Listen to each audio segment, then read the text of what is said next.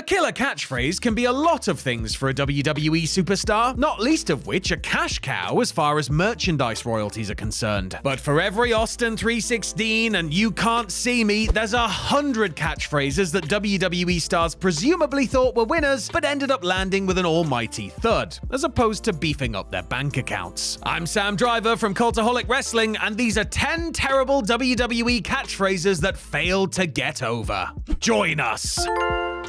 Number 10. Matt Hardy will not die. Matt Hardy had quite the chip on his shoulder in the summer of 2005, and really, who could blame him? First, he lost his girlfriend Lita after discovering she'd been having an affair with one of his best friends, Edge. Then, right as he was getting ready to return from major knee surgery, WWE fired him. But Matt Hardy had a secret, because, you see, no matter how many obstacles were put in his way, and no matter how many injustices he faced, Matt Hardy will not die, which he let everybody know at every opportunity once he was rehired to feud with the Rated R superstar. While fans in Ring of Honor used to chant "Please don't die" whenever Paul London did something particularly reckless, the so-called WWE Universe weren't so forthcoming with "He won't die" chants whenever Matt was in the ring. Despite not getting over as a thing, WWE released a t-shirt with the catchphrase emblazoned on the back, and 2 years later, they were still attempting to play off it with the WWE.com Will Not Diaries series. Somebody should just go ahead and delete that one. Number 9. I'm not a good guy. I'm not a bad guy. I'm the guy. If you're a tippy-top guy in WWE, you need a winning catchphrase. You need to be able to tell people when to say their prayers and eat their vitamins, to let them know what the bottom line is, and to inform them definitively who the best there is, the best there was, and the best there ever will be really is. Everyone knew that Roman Reigns, in the midst of a polarizing mega push, was being groomed as the successor to WWE poster boy John Cena. Playing into the fact that many fans were vocally against his ascent to top babyface status, WWE came up with a catchphrase that leaned into the hostile reception. You see, the big dog wasn't a good guy. Hell, he wasn't even a bad guy. He was the guy, whether you liked it or not. As well as making Reigns come across as even more unlikable, the catchphrase simply didn't land due to Roman's awkward delivery. I mean, the man knew it was absolute crap, didn't he? Still, at least it's better than suffering succotash, right? Believe that. Number 8. We're gonna eat your lunch.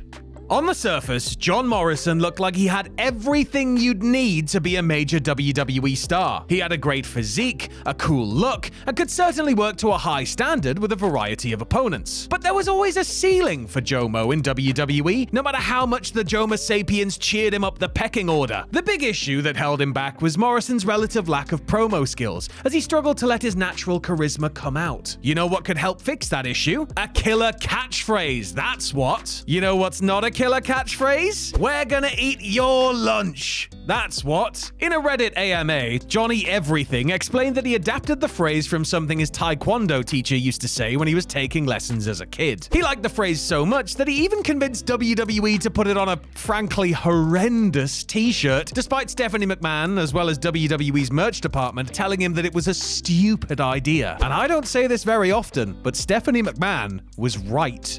Number 7. Can't say this one, surely. This is going to come back to haunt me. This is going to come back to haunt me proper. Number 7. If it's not white, it's not right. Please don't clip that. Please don't clip that. Please don't clip that. Sometimes a WWE star needs a bit of a repackage to freshen themselves up after going stale. And it's fair to say that Chavo Guerrero, stuck in cruiserweight division purgatory after splitting up from Uncle Eddie, probably could have used something to kickstart his career. But going from Chavo Guerrero to Kerwin White certainly wasn't it. Shunning his Hispanic heritage, the third-generation star was given the most unwanted of makeovers, trading his tights for a pair of khaki shorts and polo shirt, and the lowrider for a golf cart. He was a middle-class white guy, in case you don't get the gag. Referring to himself as the Great White Hope, seriously, our pal Kerwin hammered it home further with the not at all problematic catchphrase, if it's not white, it's not right. It's a pun, you see. A very stupid, incredibly racist pun. The gimmick was only scrapped following the tragic death of Eddie Guerrero, but really, everyone could see that white wasn't right. Number 6. Your ass is grass and I'm gonna smoke it.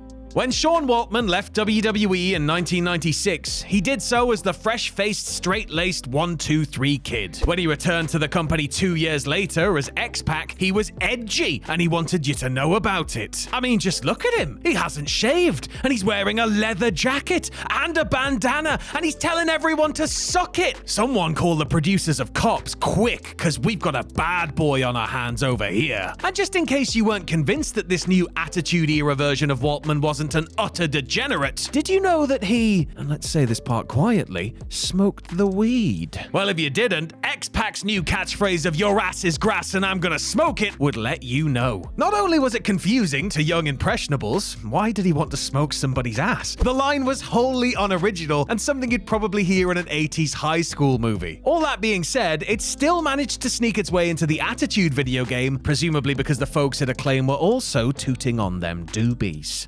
Number 5. Rooty Tooty Booty.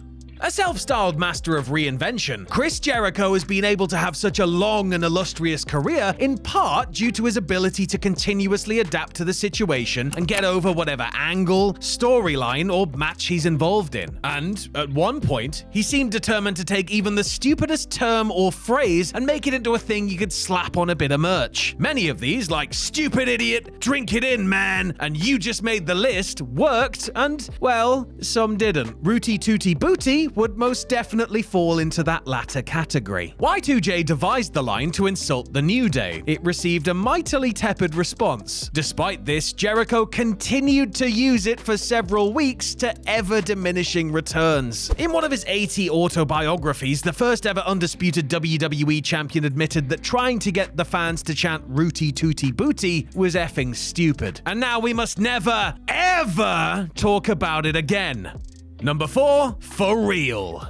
Chris Jericho may have had charisma to spare and the ability to get even the stupidest nonsense over, but his Canadian compatriot Chris Benoit wasn't exactly blessed with superior mic skills or an extroverted personality. The ultra-intense rabid Wolverine tended to do his talking in the ring, though WWE did give him a couple of catchphrases, such as "prove me wrong" and "toothless aggression." When Benoit won the big one and became World Heavyweight Champion at WrestleMania 20, he naturally changed his act up a little bit, adding a new catchphrase. This was the champ's big closer, the thing he did to let everyone know that Chris Benoit was for real. After awkwardly trying to get being for real over for a while, Benoit and WWE dropped it because, it wasn't taking off. Despite that, for real, stylized with the number 4, made its way onto Benoit's gear and even spawned a line of merchandise. I'm pretty sure nobody bought it back then, and I'm absolutely certain that nobody can wear it now. Number 3. Hoorah! Benoit may have at one point banished Mike Mizanin from the WWE locker room for the cardinal sin of accidentally spilling chicken on somebody else's bag, but The Miz has shown himself to be a true survivor, enjoying a WWE career spanning over 20 years and counting. Love him or hate him, and haters famously love him, the A-lister has stuck around for so long in large part because of his versatility and ability to do whatever WWE asks of him to the best of his ability. He struggled in the beginning, mind, with his initial attempt at getting a catchphrase over not helping. Prior to his debut main roster match, Miz shouted "Hoorah!" over and over and over again, as if the real world guy with the faux hawk wasn't annoying enough. He would then parrot the call during matches, but fans weren't interested in any call and response routine, and JBL absolutely burying the Tough Enough runner-up on commentary only added to his woes. He would have much more success with "really awesome" and "hello, my balls are massive." I guess it all depends on how you define success. Number 2, how's your lips? At his peak, The Rock was as much a walking, breathing catchphrase machine as he was a professional wrestler. Dripping with charisma and over like a mother, the most electrifying man in sports entertainment could take just about any word or phrase, make it popular, and have it slapped on a piece of tat that would no doubt fly off the shelves. But for all his triumphs, Dwayne Johnson doesn't exactly have a perfect record, and in fact, there are 1 or 2 big failures on his catchphrase CV. Take, for example, the seemingly innocent question he tried to get over after making a surprise return at the end of 2003. When the Great One emerged to save Mick Foley from a La Resistance beatdown on Raw, he was wearing a t-shirt that said "How's your lips" on the front. That's confusing. What does he mean? how's your... Oh, now I see the back of the shirt, which says, "'Cause they're gonna get slapped off your face." He actually uttered this threat during a couple of promos too, before giving up the ghost. How's your lips, Rock? It doesn't matter how your lips are. It really doesn't. And number 1, I love my testicles. Toward the end of 2002, WWE paired up real-life couple Test and Stacy Keibler as an on-screen act. In the storyline, Stacy, as Test's manager and image consultant, gave him a makeover by cutting off his long locks, cheered him on from ringside, and came up with a genius marketing ploy to get him over with the masses. Keibler surmised that since Hulk Hogan had his Hulkamaniacs and The Rock had his people, it was only right that her man had his... testicles. Cue a bunch of lame jokes about how his testicles were going to be huge and how much he loved his testicles, and I mean, you get the picture. It was a one-note gag that didn't do much of anything for the career of Andrew Martin. WWE forged ahead with the whole testicles bit for a minute, with Stacy unleashing on the world a t-shirt adorned with the phrase, "Rub me the right way." Look, I'm not saying this era was a creative low point for WWE or anything, but I'm not saying that either.